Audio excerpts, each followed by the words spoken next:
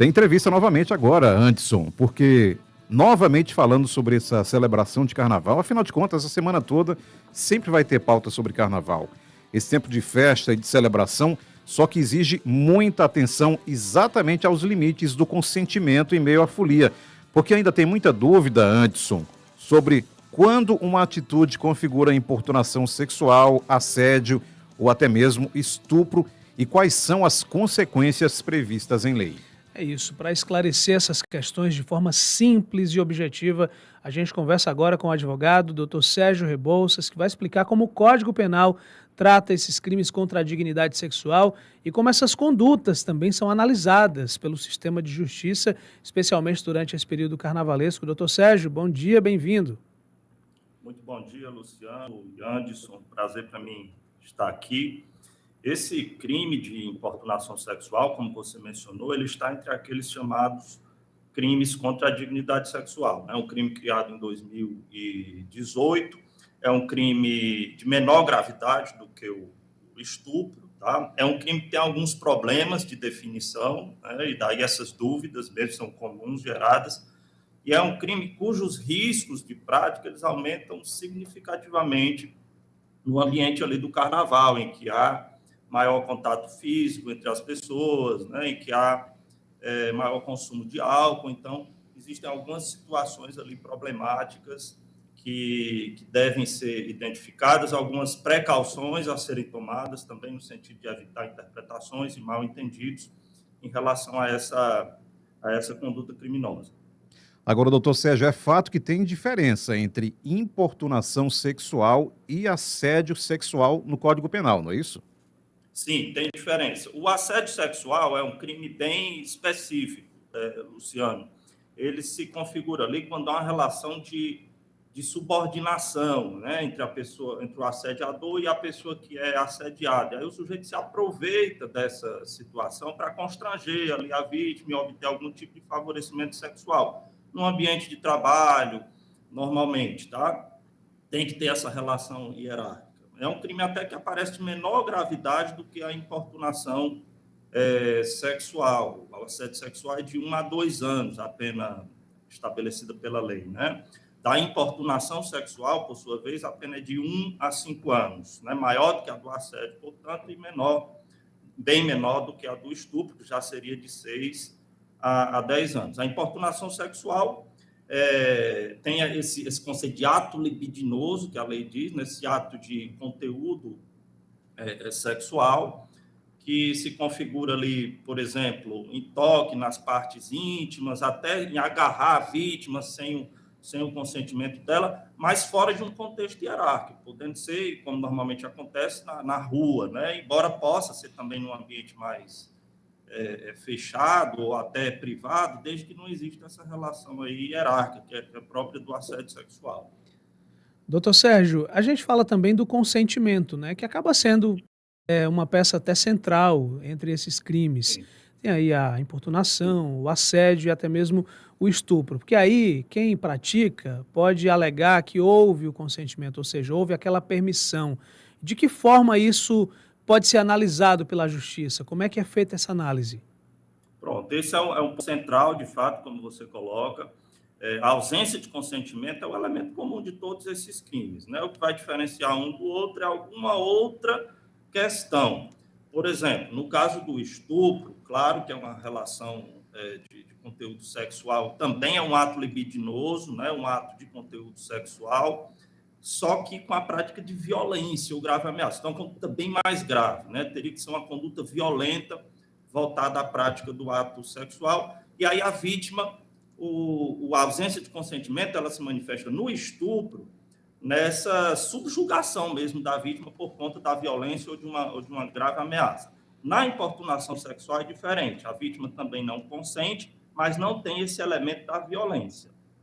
Tá? Então, é o sujeito se aproveitar ali de algum tipo de circunstância, de alguma situação, para passar a mão na parte íntima da vítima, até a questão do beijo roubado, isso pode configurar, e até mesmo de agarrar a vítima, para se esfregar na vítima, por exemplo, já colocando aqui no contexto carnavalesco, né?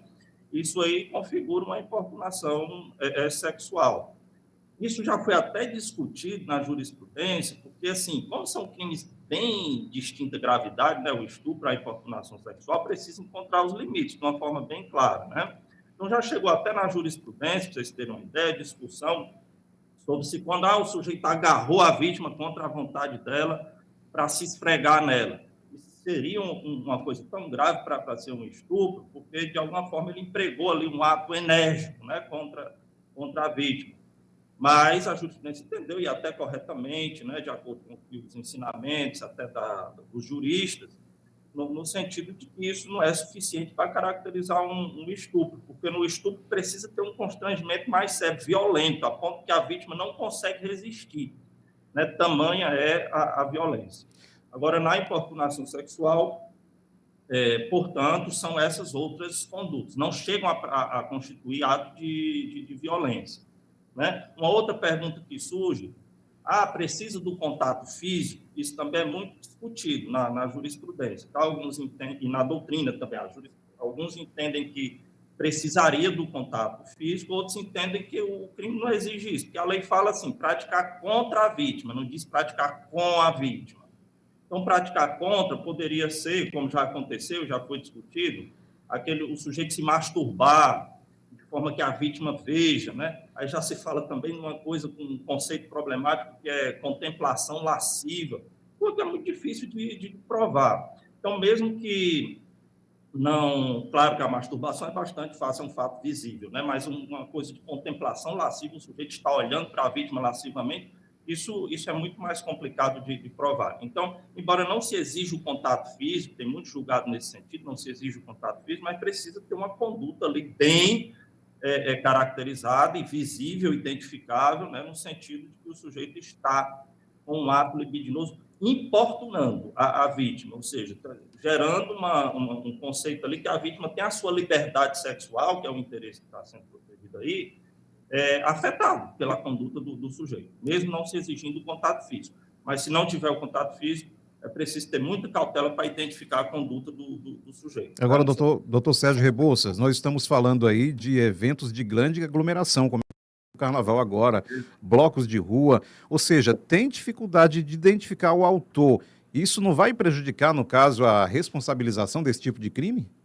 Sem dúvida. E tem um outro aspecto, Luciano, nesse ponto aí do Carnaval, né, que além da dificuldade de identificar, porque isso aí, a dificuldade de identificar vai depender muito das forças institucionais, do próprio Estado também, que estão envolvidas aí na tentativa de identificação dessas condutas, tá? Mas, assim, o ambiente do Carnaval é problemático, porque o sujeito está ali, não tem consumo de álcool, tem aquela coisa ali do sujeito achar, por exemplo, que a vítima está facilitando, né, que a pessoa está facilitando, ou que sorriu para ele, ou fez alguma coisa, que por isso ela estaria consentindo ali em algum tipo de conduta, né? Um beijo, um agarrado, ou algo assim do tipo.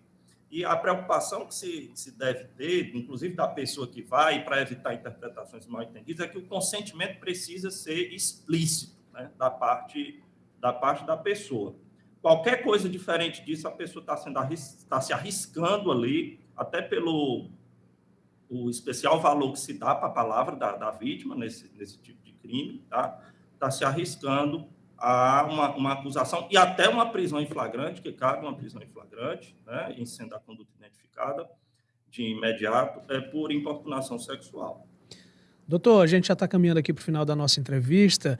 Mas antes, eu queria que o senhor falasse também sobre o ato de denunciar, né? Assim que a pessoa entende naquele momento que está sendo vítima desse tipo de situação, o recomendado é, naquele momento mesmo, procurar alguma autoridade, ou de repente está ali e tal, e aí tem um consumo de álcool, tem um carnaval e tal, mas no dia seguinte a pessoa entendeu que aquele ato foi mesmo um ato criminoso. Ela poderia denunciar, mas o fato de denunciar depois, isso pode acabar enfraquecendo aí uma possível investigação? Sem dúvida, pode enfraquecer. Eu não vou dizer que é impeditivo, nós temos diversos casos aí de pessoas que resolvem denunciar, noticiar esse tipo de prática no momento posterior, né? Tem diversos casos nesse sentido. A dificuldade pode ser probatória, pode ser probatória nesse tipo de situação. Embora, como eu disse, se dá um valor diferenciado para a palavra da vítima. Agora, sim, por que a palavra da vítima tem um valor diferente aqui, se você comparar com os outros crimes, né? Tem um valor diferente porque precisa proteger a vítima. E, normalmente, esses crimes contra a dignidade sexual, eles são praticados de forma, assim, oculta, num contexto ali de clandestinidade. A importunação sexual nem tem tanto esse aspecto, porque, principalmente no ambiente carnavalesco, tem uma coisa ali de ampla visibilidade, né? Vamos dizer assim, de ampla visibilidade. Se a pessoa não, portanto, não denuncia logo, na hora, ou pouco depois, né? E até se valendo ali do apoio de amigos ou de autoridades que estejam próximas, deixa para denunciar no dia seguinte, já pode ficar mais complicado do ponto de vista probatório, por mais que se dê valor à palavra da vítima.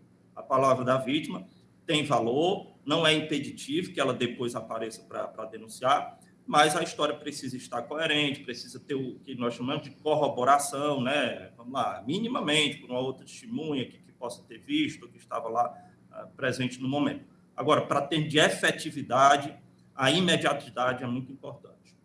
Doutor Sérgio Rebouças, advogado, muito grato pela gentileza de atender o nosso convite para esclarecer esse assunto que é de extrema importância, principalmente nesse momento que antecede essa festa momina. E muito obrigado mais uma vez, doutor Sérgio. Agradeço, Luciano e Adson, prazer para mim estar aqui e fico à disposição para uma próxima oportunidade. Grande abraço. Obrigado. A vocês e aos ouvintes. Até mais, doutor.